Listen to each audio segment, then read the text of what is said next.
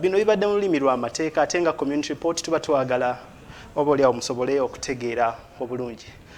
Tugenda kwegatta ku Council Nalukoola Luyimbazi ali awo ku masengere ku yafeesi ye asobole okutunnyonnyola obulungi ensonga zino. Council Nalukoola oli butereevu ku BTM television mawulire gaffe aga community report.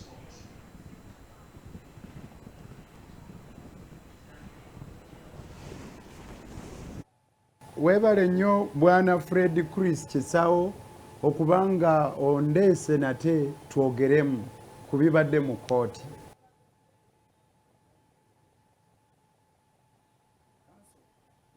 Agalawo tukubire torch ku nsonga nga bwe zibadde mu kooti eno ensukkulumu ng'esalawo nti n'oboolyawo kooti erekeraawo kooti eno ey'amagye erekeraawo okubeera nga obwenkanya basaba mufune akamwenyo ku matama kubanga kooti ensukkulumu erina ensala gyetuwadde bw'ezudde nti ddala kooti y'amagye General Court Martial terina bwetengereze terina busobozi bubeera nga ewulira emisango nga erina obutali nga temuli kyekubiira kye tuyita impartiality.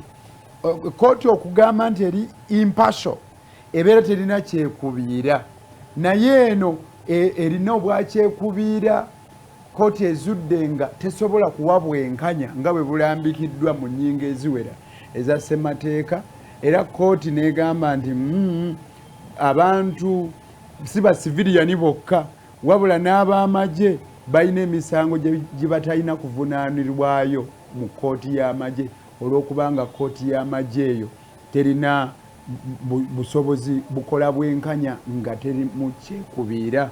Kooti egambye ensukkulumu nti egyo gyonna emisango egibadde eyo mu kooti y'amagye gigende giwulirwe mu kooti eziddukanyizibwa abalamuzi ba siviliyani aba bulijjo.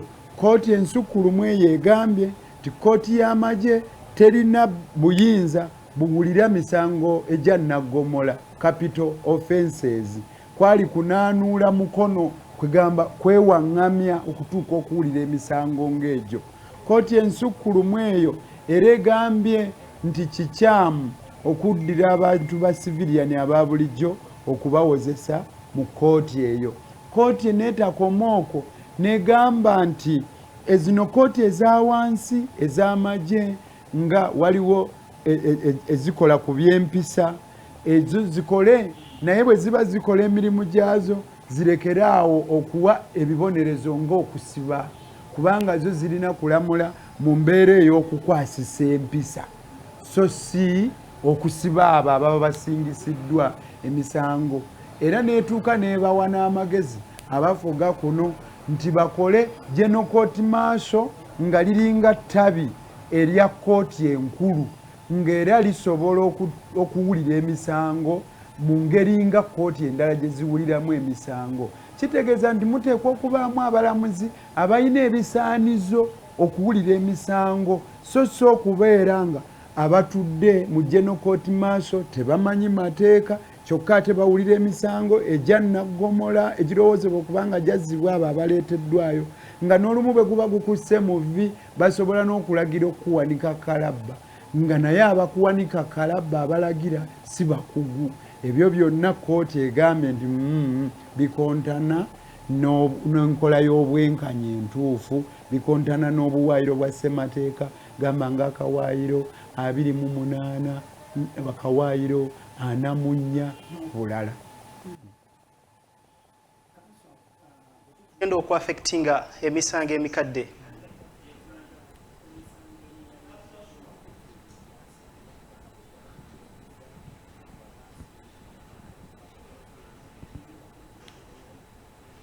emisango egimu tegigenda kubanga gikomawo. Egimu egyaggwedda bagenda kubala okuva olunaku ensala eno lwekoleddwa okweyongera mu maaso ng'egiri emabega tebajja ginonooza wabula egyo egibadde giwulirwa mu General Court Martial nga gigenda mu maaso gijja kuvaayo gigende mu kooti Criminal Division ya High Court ettabi ya High Court egiwulira emisango egya naggomola ejaggwedda tebajja kugikomyawo, tegikwatibwako, tebakkirizibwa kutandika misango mirala.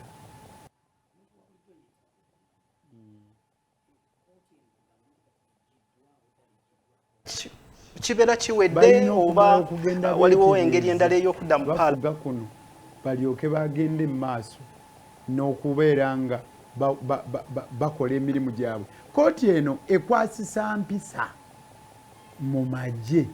Ekirala kooti endala teziggiddwawo eziri wansi waayo, nayo yennyini teggiddwawo naye waliwo ebirina okukolebwamu ennongoosereza. Obuyinza obumu ebadde bwewaŋŋamyako bwewaŋŋamya, ng'ennyingo ezimu ezebawa buyinza zimenya amateeka. Omanyi mu mateeka tokkirizibwa kuvunaana muntu mu bumenyi bw'amateeka ng'ekyo ky'omuvunaana tekyawandiikibwa mu mateeka. Kyokka ate era mu ngeri y'emu ne kkooti tesobola kwewaŋŋamya ne yeewa obuyinza okuwulira omusango ng'ate obuyinza tebulina. Kyentegeeza kooti okubanga omuntu asobola kuvunaana omusango nga tegwawandiikibwa mu mateeka mu bulambulukufu kifaanananga wano. Wabaddengawo ebisomebwa mu tteeka eryo eritondawo kooti y'amagye nti omuntu bw'asangibwa n'ebyo ebiteeberezebwa okubanga by'abamagye naye nga tewali kkomo byebiriwo ebyo. Watya bw'onsanga n'akasepiti n'ogamba kano akasepiti kafaananamuuko ng'ak'abamagye, kubanga bangi ababadde bavunaanwa nga basangiddwa n'akakoofiira nga kamyufu. Agamba nti kano akakoofiira k'abamagye naye nga gwe bakwata ye yakeetungidde. Kakati kooti ensukkulumu egambye nti eryo etteeka kyamu kubanga teriraga butuufu. Biki ebyo by'ovunaanira omuntu ebitaalambikibwa bulungi? Tekirina kubanga waliwo mu luzungu kye tuyita ambiguity, wateekwa okubaawo ekituufu ekyo ky'oyogerako. Ekirala okwetandika okuwuliriza emisango egya naggomola kwali kwewaŋŋamyako buyinza bwe batalina. Kooti ensukkulumu egambye nti eggye lyaffe ddungi naye eggye lyaffe nga likozesa kooti eyo lituuka ne likola ebyo ebirinnyirira eddembe ly'abantu ate nga ssemateeka waffe yakolebwa nga twewala ebyo ebyaliwo mu biseera ebyayita bireme kudda ebyakolebwa ng'amagye. Ekitegeeza kanso ku kyentegedde nti nno wano kooti ebanga eggaddwawo naye kati twagala okubuuza oba okumbulire kinadda mu paalamenti oba kanso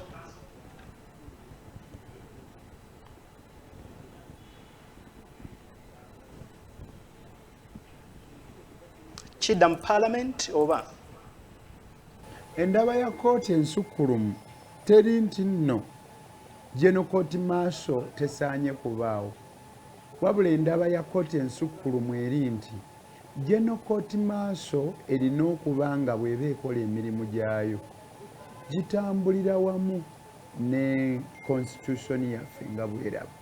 Mu constitution omwo mulimu akawaayiro ka 137 ke kagamba nti singa omuntu aba alabye nga waliwo etteeka oba ekikolwa ekikontana ne ssemateeka agenda mu kooti etaputa ssemateeka n'etaputa.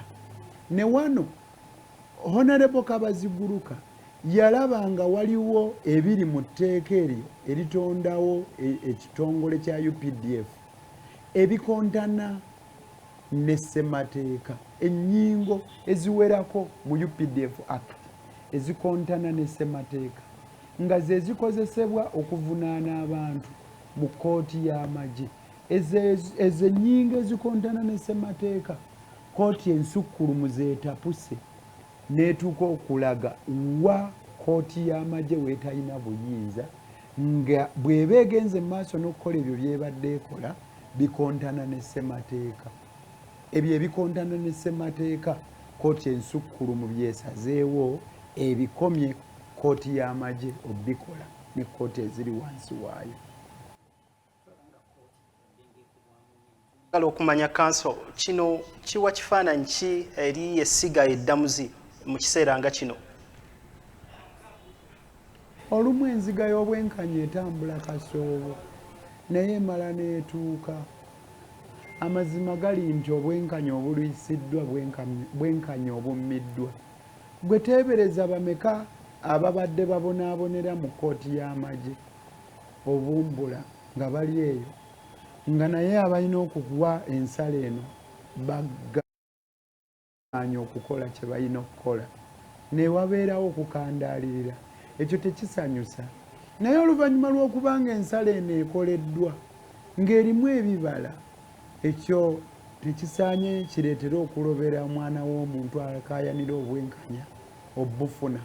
Na bwe kityo bwe kiba kizze wadde nga kiriisiddwa naye ng'ekireeteddwa kirungi, leka tukisanyukire, abalala bawonye okubateeka ku nkanaga.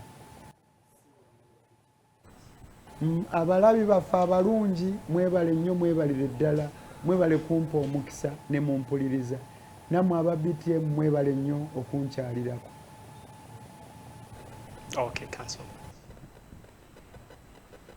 Kale tweyanza nnyo, tweyanzege Council Nalukoola bw'atyo bw'abadde nga atukubira ekifaananyi nga ensonga zonna bwe zibadde mu kkooti ensukkulumu. Kaakati ekibuuzo kiri nti ku bbalaza ssabbiiti eno retired Colonel Dr. Kizza Besigye agenda kulabikira mu kkooti eyo ey'abannamagye oba kubanga abadde akomawo ku bbalaza. Tujja bbeerayo era tujja kweyongera okulaba ensonga zonna. Kaakati ku makya twasoose kufuna mboozi